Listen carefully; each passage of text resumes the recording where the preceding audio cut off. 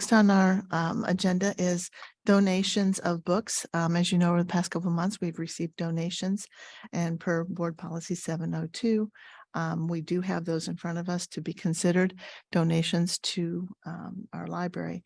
There was a lot of administrative content in trying to look at these books, trying to give some guidance to the board members as to where they would stand if we were to look at them with some analysis in terms of where they would fit within the library, would they fit within the district, and what they would look like. So tonight we'll have a conversation about the donation of the books. And then we will vote on this in 2 weeks at our action meeting. But right now we have the U.S. Constitution, the pocket copies. We have a pamphlet, Free to Speak. We have a book called Identity, the Distinctiveness of You by Stephen Prokopacek. Pardon me if I mispronounced that name. Zombie Science by Jonathan Wells, The College Scam by Charlie Kirk, and the Holy Bible, which is the King James version. And that's an adult version. It's not a child version of the books. So I'm going to open this up for some discussion. Under the policy, it requires us to either approve or not approve the books be accepted. Again, if you look through the administrative content, the administration just tried to tell us a little bit more about the books. They've done the review of the books. And many of them are unable to determine suggest the age or grade level. So there could be conditions upon the acceptance of the books. If they had to be flag books or they should be in our library books, and what would that mean? I'm going to put a little caveat to this because we promised during the review of the Me, Earl, and the Dying Girl appeal that we would take all conversations and the issues that surrounded that were not directly applied to the appeal process. And we would bring those together and come back to the board with each of those items for discussion, because we've delved into and we've done some deeper dives into policies and in some of the procedures in the community, and some board members have asked that we really look at those, and we've promised that we would come back to them. So it could be that we can use some of the comments tonight that would come back to a further discussion as we try to put this all together in some kind of a consistent, transparent, cohesive way on how we want to approach future conversations about those issues, right? So that will, just to say, we'll take any conversations here and any comments, and then we'll apply it to this broader construct that we're coming up with based upon what was discussed with Me, Earl, and the Dying Girl appeal. Does that make sense? Okay, I'll open it for discussion. I have a question, Dr. Nall, that is like a clarifying question. Because I've heard a couple different things, and it kind of, I want to make sure I understand it completely. When we have books in our IMC, are all of those books available to all of our students unless they are in the opt-out list?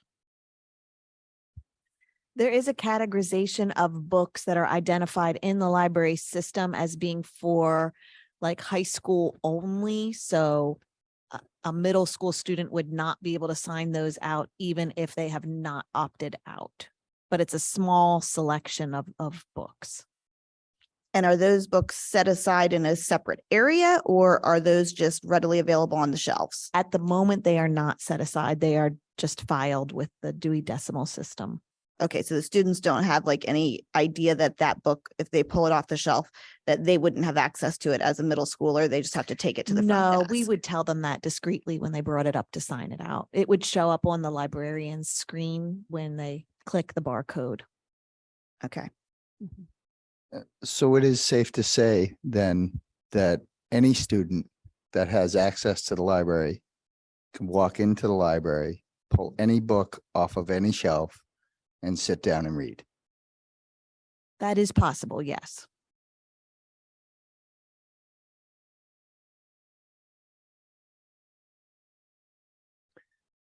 Well, personally, I've thought a lot about these donations, and particularly in light of my vote on Me and Earl and the Dying Girl. And in part, I kind of would like to address my comments to Mr. Miller, because you donated 5 of the 6 of these resources that we're looking at here tonight. And personally, particularly with identity, the distinctiveness of you, I find that some of the content in that book personally offensive.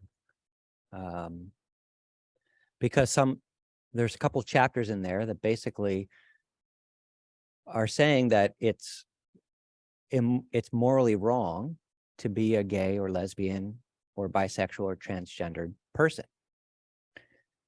And our school is a public school. It's a school for everybody. And some of the other nature of these books are of, promoting Christian viewpoints. And I say all this personally as a Christian and a Christ follower, someone who attends church every Sunday. But this is a public school for everybody, whether they're a Christian or an atheist or a Muslim or a Hindu or a Jew, whether they're straight or they're lesbian or gay or bisexual or transgender. We are trying to create a welcoming environment for every student here. This is not a Christian school. And while I appreciate your efforts to bring a Christian influence into our school, that's not what we're about. We're a public school for all the children in the community, whoever they are and wherever they come from and whatever their family might believe. And I believe you to be a godly man with sincere intent. I truly do. And I say this with all respect, but that's why there are Christian schools in our community that families can choose to send their children to. It's not our school. So as a gay man myself, I find that content personally offensive because I want our LGBTQ students to feel like they are normal. There's not something wrong with them. I don't want books in our library telling them there is something wrong with them for who they are.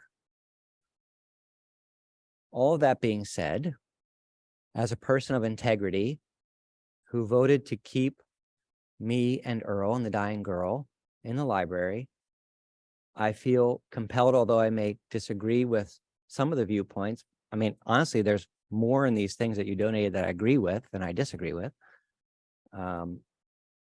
But that I'm compelled to vote to accept these books into our library. And I feel like that's the right thing to do. At the same time, and I'm kind of jumping ahead here, Mr. Siders, so you can slap my hands later because we have policy. Okay. Mrs. Lovani, you can slap my hands later. Okay. Because we have a policy committee update under 5C, but I think it's very relevant to this discussion and moving forward and what to do, because we have this vote tonight, which is, I think it's right and fair for us to vote on these 5 things that were donated.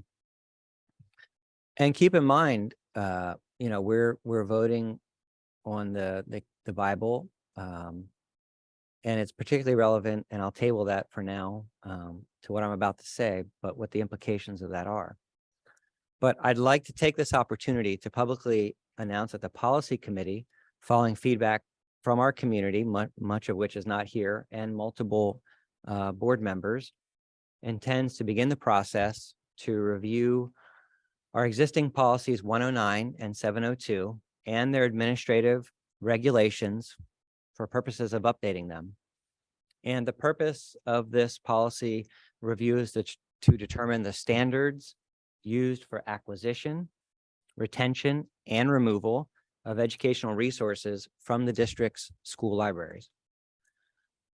So the thing I'd like to put forth tonight is, while the school board is engaged in this policy review, at our next meeting, I would like to make a motion for approval by the board that we refrain from entertaining or otherwise accepting donations or gifts of educational resources for inclusion in our school libraries, and that the school board pause its consideration of such donation requests as part of our regular business until policies 109 and 702 are reviewed, revised, and updated.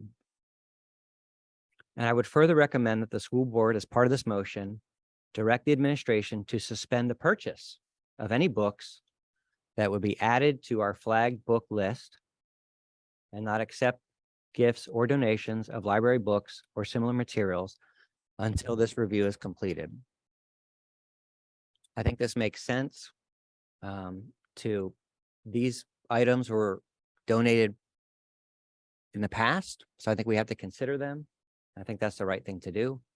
But I think it makes sense to put a pause on accepting future donations from any, for a variety of reasons until we have a chance to review 109 and 702 and go through that process and revise and update those policies to get them to a point where everyone is happy with them and the school board has a chance to speak into that and influence that. And then we can take a look at the outcome of that, where we are with accepting gifts and donations of books once we've had a chance to do that.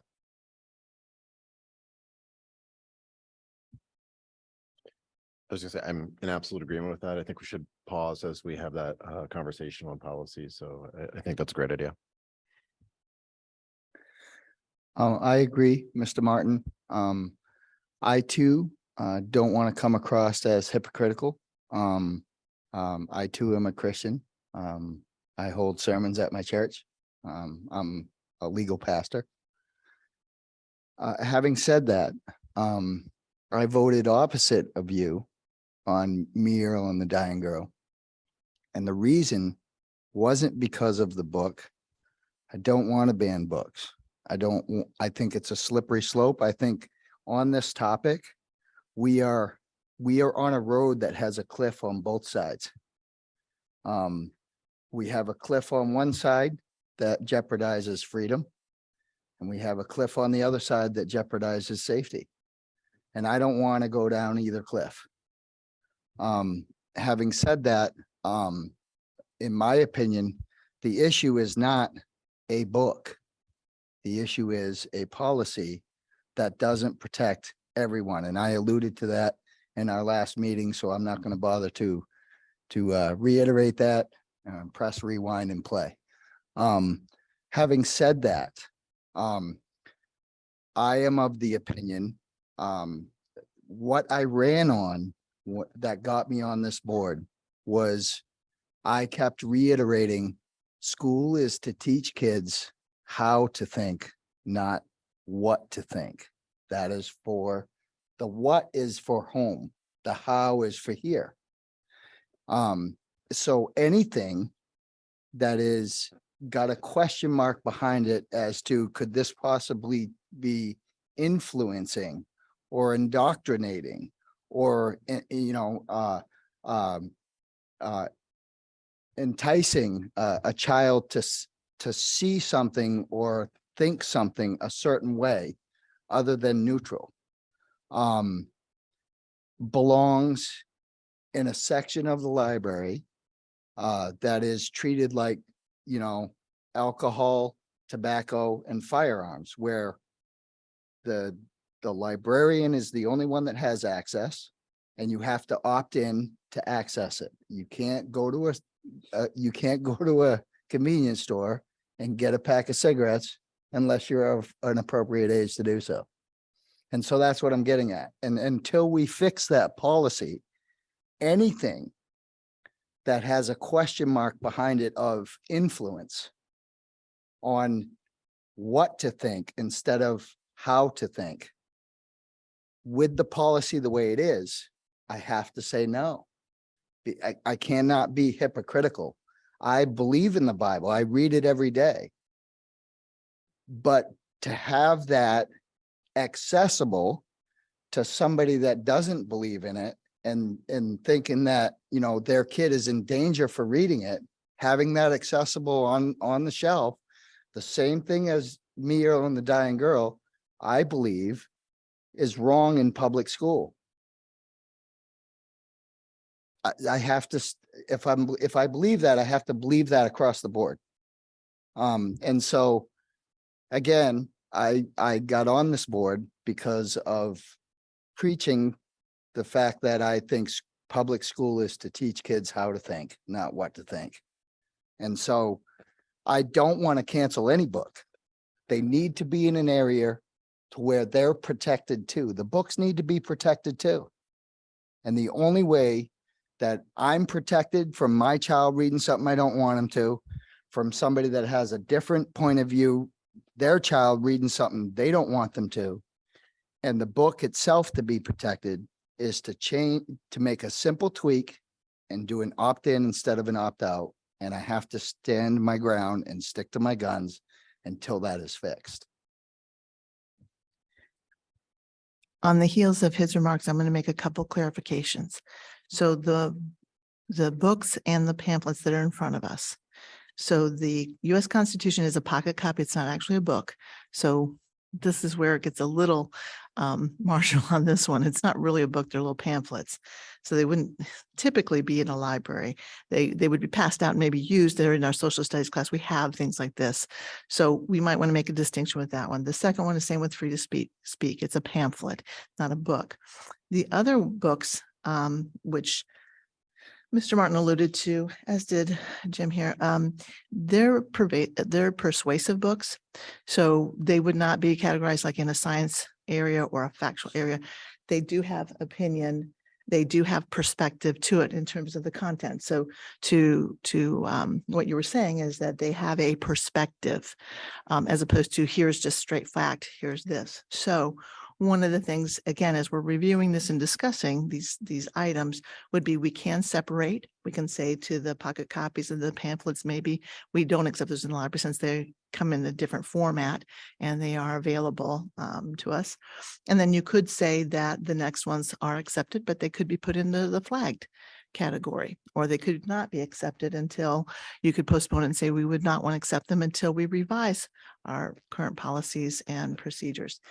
We felt it was really important, though, that they were submitted under the current policy. Therefore, we felt very strongly that the board needed to review them under the current policy.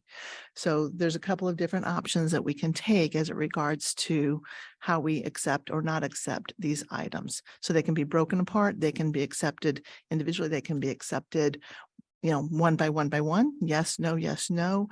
We can say that there's conditions upon where they're placed. So I didn't say it in the beginning, but based upon the conversation, I kind of wanted to wait and see where it was going. But there are some other options. It's not a slate that we have to accept all or nothing. So just to be clear, we can do that. Couple comments. One, to your comment, Mr. Martin. Yes, we are a public school. Yes, we do have LGBTQ, but we also have Christians. And so to say that we can't have a Christian perspective in some of the books is to marginalize that community just as much as you're trying to prevent the marginalization of the LGBTQ community. And I do agree that we need to protect both communities. I don't think one should be marginalized over the other. I do not think that any should be bullied. I think they should be valued for who they are and for their perspective and what they bring to our community as a whole.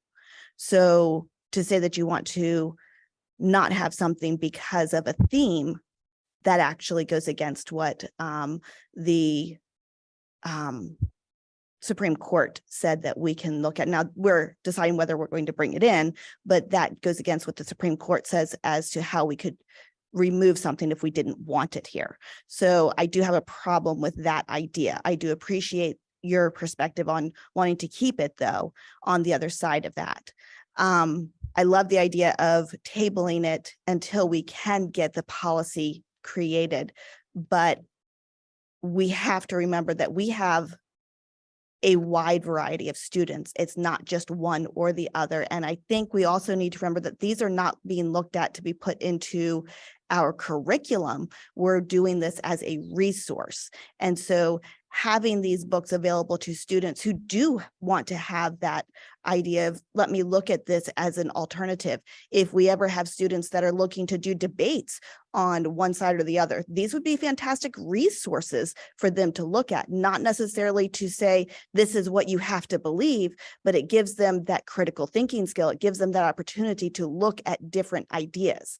The objection I had with Me, Earl, and Dying Girl had nothing to do with theme and had everything to do with language and sexuality. That is a hard line that we can say yes or no on.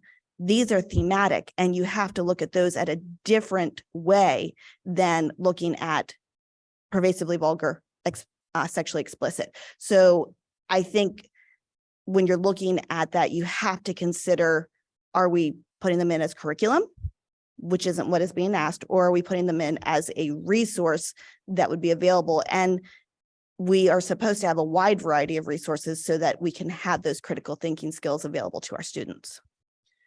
Dr. Nell, just to get some clarification on your comments, we have not read these books, but I know that you and your team have looked at these books in order to give us some analysis. Would these books have strong paradigms aligned with them, not just being persuasive in content, opinion, because again, we're talking about freedom of speech and we're talking about rights and we have some legal obligations to, would they be steeped in any type of a paradigm that would allow for critical thinking? Or would they be seen as strictly, sort of an opinion, persuasive document? And how does that fall into, when we accept books, not accept books? And I'm just looking for some clarification here, because when we talk about critical thinking, oftentimes we talk about there's either steeped in fact, science, strong paradigms that allow for that type of critical access and critical thinking. So again, I have not read these books, so I'm just asking for clarification from what you've perceived or what your team has perceived. Well, with the exception of the Constitution and the Bible, I have not read them either. I have read reviews on these books. I have Googled the books. I have looked on Amazon with the books. My own opinion about the content of the books is really irrelevant to this particular conversation, because we do have a responsibility to provide alternate perspectives to our students, whether as individuals we agree or disagree with the content in the book. I did not find in any of those sources anything that would be objectionable in terms of explicit language or sexual content, with the possible exception of the identity book, which does have the chapter that discusses transgenderism.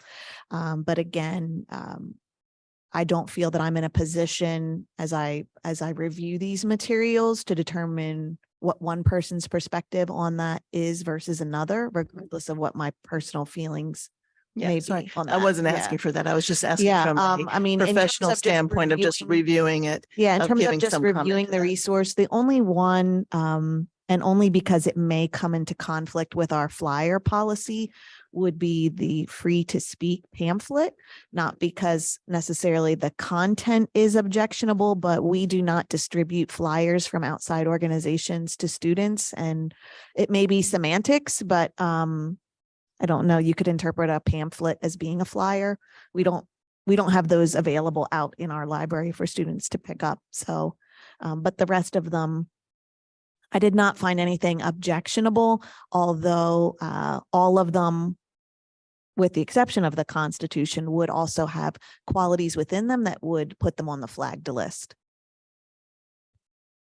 Yeah, and Dr. Nell, I have read the Bible cover to cover. I can tell you there's a lot of sexual content in the Bible. So I would correct your statement Yeah, there. you're absolutely right. There's Yes. graphically sexual Which is why content it would be in the Bible. flagged, So yeah. maybe Mrs. Lindemuth is planning on voting against that one. I'm not sure. But just to clarify my prior remarks, I'm in favor of voting on these. And personally, I would intend, if we do that, to cast a vote to accept them.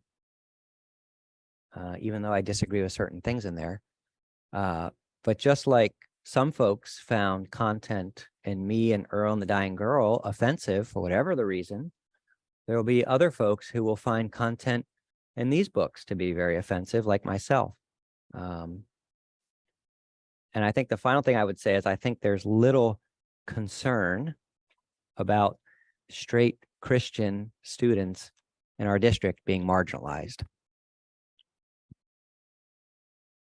Or Christian students being marginalized in our district. I think there's little concern about Christian students being marginalized in our district, which is a good thing.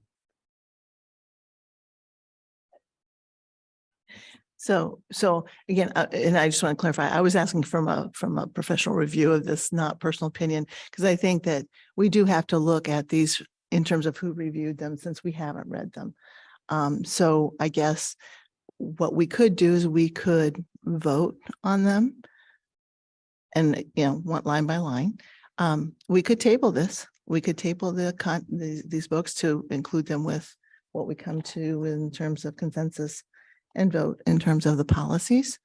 Kind of looking for some direction, unless there's more comment.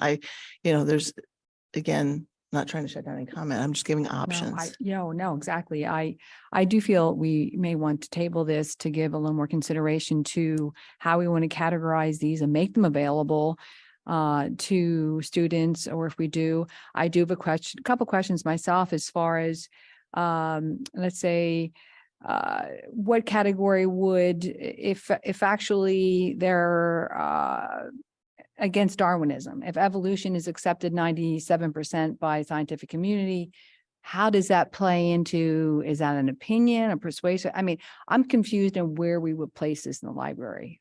So I think I have a lot of questions about a lot of this. So anyway, so I think this is something we really need to look at. So I have a lot of questions on all this. So my understanding is in the example that you gave that it would be presented in the library in among the books on evolution as a perspective piece. But it would be housed in sort of that nonfiction perspective opinion. It would fall into that category similar to a memoir or yeah. It is a difficult, it's one of those gray areas where when you catalog it, you have to look for similar types of books. So we would probably look for something that was similar to like an intelligent design type of perspective, and therefore it would be located in roughly the same part of the library if it were accepted by the board. Again, I would just reiterate that there are a lot of facets to this. There are a lot of opinions, interpretations, feelings, and every one of them is valid. And the only way to walk through this and create a line in the sand is to say that anything that is not under the guise of how and poses a question of what needs to be non-accessible unless you're opted in to get it. I mean, that's the only line that we can make that protects all of the points of view, all of the perspectives, all of the feelings, is to say, let's draw a line in the sand here. Let's not refuse any book, but let's make sure that any book that is under the guise of a question mark and isn't based on the how, but the what, gets put into a section that you have to opt into. That's the only solution that's logical here. Because if you don't do that, then there's always question marks that aren't being answered by somebody, including the books. So that's where I'm at. I just gotta ask the question then on that. Is that like the earth is round, the earth is flat type categories, or? No, Mr. Hummer, I'm being very clear here. What I'm saying is anything that is under the guise of teaching people how to think is something that should be permissible in a public school. Anything that's under the guise of swaying a child as to what to think belongs at home. And so if we're going to accept all books and not cancel any books or ban any books or whatever terminology you want to use there, if we're not going to be on that slippery slope, on that side of the road, because like I said, there's a canyon on both sides of this road. If we're not going to be falling down either side, then we have to accept all books, but we have to make sure that anything that is under the guise of swaying children as to what to think, that's not our job. That's a parent's job. And so those books need to be kept just like tobacco, alcohol, and firearms. And let the parent have the freedom to say, I want my kid to read that. So I'm going to interject here because get us back on track a little bit, because I think what you're saying is going to be part of the future conversations, because there's many ways we can approach the review of these policies and review of some of the procedures and what we can do. And I think that that's one option that you've iterated and reiterated is a possibility. And I think there's other options available to us as we go through the discussion. And we'd like to have a broader discussion too about this. And you can see this is a really complicated issue in many, many ways. So I want to respect everyone's comments here. But I think I want to get back to these specific books. Again, we want to give the courtesy to Mr. Miller because he gave them as a donation, and we respect that as a community donation would come to the school district. Again, a part of our current policy is that the board must approve or not approve these items. But again, we also have, I think, under normal circumstances, we would put it into the either or, approve or not approve. I think given that Mr. Martin has sort of alluded to his comments for later, that we will be looking at these policies and that might impact the acceptance or non-acceptance of these materials. You know, the question would be is, do we want to put this on the agenda to vote after this discussion and in 2 weeks? Or maybe would we want to table them until we look at the policies and we look at some of the governing processes? I mean, maybe that's where we can sit right now, unless people have a definitive idea here. And we can go around the room and roll call. We just need direction on what we want to do with these materials as we go forward for the action item in 2 weeks. I think we go with Mr. Martin's idea of tabling this until we have a better policy and procedures in place to be able to fully vet these under what we as a board and a community truly intend it to be. So I think that the intent of what you asked for earlier was a fantastic idea. So I don't know if that was a motion or not, but if it's not, then I motion that we do that. I think we can't motion it right now because we're not in voting session, but we can take consensus. So maybe we can just go around the table and just get consensus of if right now the proposal is to table this until these books, until we have more review.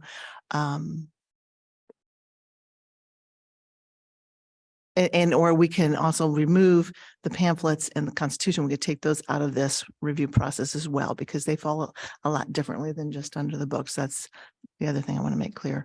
But we can maybe just go around the room as to see if we want to take action on it now or if we'd like to table it. Karen? As I said, I'm okay with tabling this for now. If we feel as though we can't accept the pamphlets because it's against the policy, if the board feels that way, I'm fine with that as well. Okay, Craig, Yeah, I'm fine tabling for a policy discussion. Mike? Well, the Constitution is something that we already talk about in our classrooms. I mean, it's a beloved U.S. document and a very important one for many reasons, both in government classes and historically. So I guess I would say that needs to be separated out. I was thinking that just for the purpose of full transparency with the community, that these were donated prior to the idea of pausing, that they should be voted on, but I see a lot of wisdom in pausing these until we have a chance to review the policy, which I can address when we get to number 5 on the agenda. So I would say pull out the Constitution and pause the rest of them. I too would exclude the Constitution. And I'm going to say this a little snarky, but as I wanted to with Me, Earl and the Dying Girl, I want to table this as well, until we fix the policy to protect the books and everybody else. Mr. Siders, any comments? The one question I will ask is, as Dr. Nelm noted, the pamphlet would normally not be accepted under our current review. So would you want that to be brought forward for a vote next week?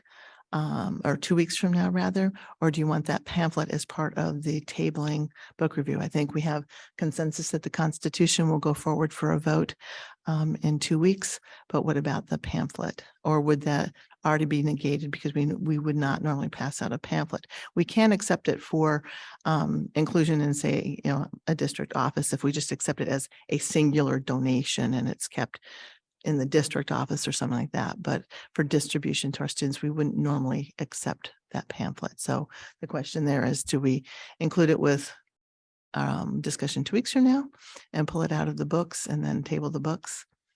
Or do you want to keep it in with the conversation about the books? Or do we have consensus to say it doesn't fall in our policy and we don't accept that one? But we'd have still put on the voting session for next week. So maybe the recommendation is that we put the pamphlet and the Constitution in the voting section for next week, and we table the book review until we have the tools and the mechanisms by which we feel a lot more confident in reviewing them. That makes sense? Do we really need to vote on the Constitution? We have to vote on all donations. Yes, we do. Wow. Under policy 702. Yeah. we Need to vote on. Okay. And that's why we've brought this up. And again, to be really clear, we're trying to be consistent and transparent, as we've talked about, because there was a lot of conversation about, should we just table all of this until we have this review? And there were several of us who said no, because it was brought up under the current policy and the current procedures. We needed to have the discussion about it now. And we needed to say and bring it up within the system that we have now of reviewing these documents. But that didn't preclude us from saying we wanted to review it later, but we felt it very, very important to bring this up. Mr. Miller's been waiting for a long time about the decision on these as the community, and we felt that we needed to do our due diligence with it.